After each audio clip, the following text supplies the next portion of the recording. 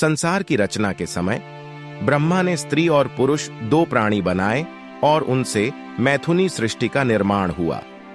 अनादिकाल से स्त्री और पुरुष एक दूसरे के पूरक रहे हैं और अनादिकाल तक रहेंगे।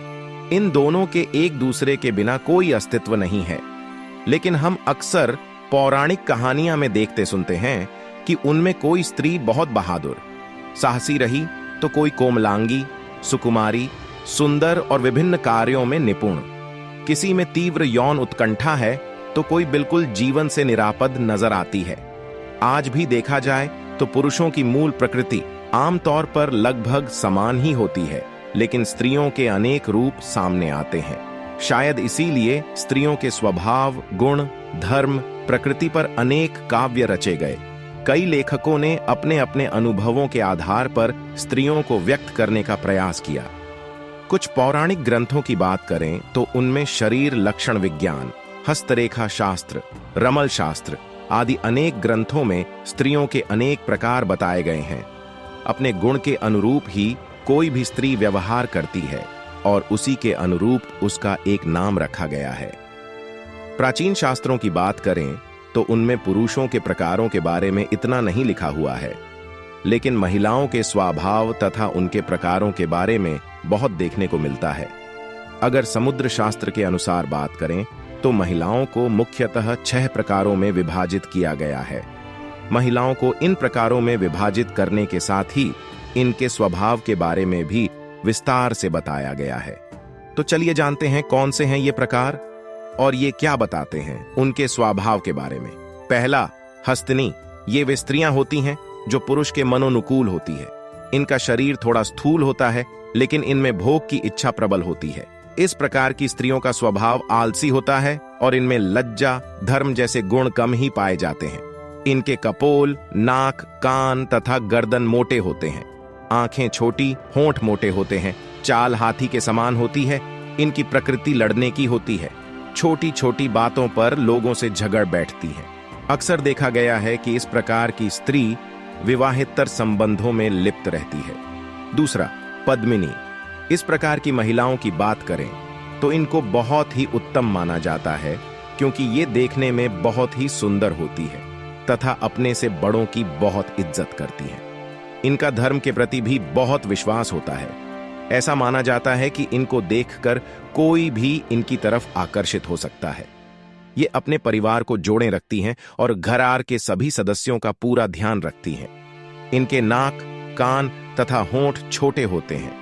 ऐसी स्त्री सौभाग्यवती, पतिव्रता तथा कम संतान उत्पन्न करने वाली होती है। धन संग्रह करने में इनके समान दूसरी कोई नहीं हो सकती। अनेक ऐश्वर्य और सुख भोगने वाली होती है पद्मिनी प्रकार की स्त्रियां।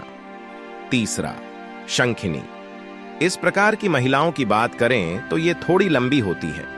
इनमें से कुछ मोटी हो सकती हैं या फिर कुछ कमजोर भी हो सकती हैं। इनके स्वभाव की बात करें तो ऐसा माना जाता है कि गुस्सा इनके नाक पर रखा रहता है। ये कभी प्रसन्न नहीं रहती हैं तथा कभी भी इनको गुस्सा आ सकता है या कहें कि हमेशा गुस्से में ही रहती हैं। अगर इनके सामाजिक या पारिवारिक जीवन की बात करें तो वह भी इतना अच्छा नहीं होता है। इनको अपने पति की बात मानना गुलामी का प्रतीक लगता है। इसी कारण इनकी अपने पति के साथ नहीं बनती और ये चुगलियां करने में बहुत आगे होती हैं। इस प्रकार की स्त्री कामुक भी पाई जाती है। यहां तक कि मादक पदार्थों, धूम्रपान, व्यसन की आदत इन्हें होती है। अपने बुरे आचरण की वजह से समाज और परिवार में तिरस्कार का सामना करना पड़ता है। चौथा, चित्रणी। ऐसी स्त्रियों को श्रृंगार करने का बेहद शौक होता है। ज्यादा परिश्रम और घर गृहस्थी के कार्य करना इन्हें पसंद नहीं होता, लेकिन होती बुद्धिमान है। इनका मस्तिष्क गोल, चेहरा गौर, वर्ण तथा नेत्रों में चमक होती है। अपनी आंखों की अदाओं से हर किसी को मोहित कर लेती है। मोर के समान इनका स्वर होता है। गायक, नृत्यांगना, चित्रकार भी इसी श्रेणी की महिलाएं देखी गई हैं। चित्रणी प्रकृति की स्त्रियां अपने पति को पूरी तरह संतुष्ट करने में सक्षम होती हैं और उनका पूरा ध्यान रखती है। पांचवा, आतुरा। इस तरह की स्त्रियां हमेशा जल्दबाजी में ही रहती हैं। प्रत्येक कार्य को जल्दी से जल्दी पूरा करने का इनमें जुनून होता है। इस चक्कर में कई बार इनके काम बिगड़ भी जाते हैं। ये होती तो साधारण रूप रंग वाली हैं, लेकिन पति से बहुत प्रेम करती हैं। यदि इनके मन की कोई बात पूरी ना हो तो पति से लड़ाई भी कर लेती है। इन्हें नए नए मित्र बनाने की आदत होती है। इनके ज्यादातर मित्र स्त्री ही होते हैं। धन संचय करने में कमजोर होती है।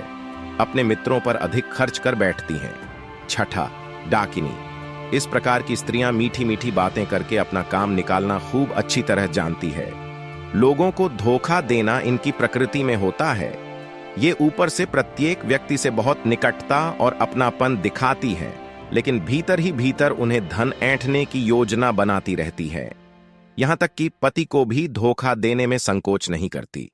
इन्हें धन की विशेष लालसा होती है और धन पाने के लिए ये अपराध तक कर बैठती हैं। देखने में सुंदर, वाणी में मधुरता इनका सबसे बड़ा गुण होता है। तो मित्रों, ये थे सामुद्रिक शास्त्र के अनुसार स्त्रियों के प्रकार।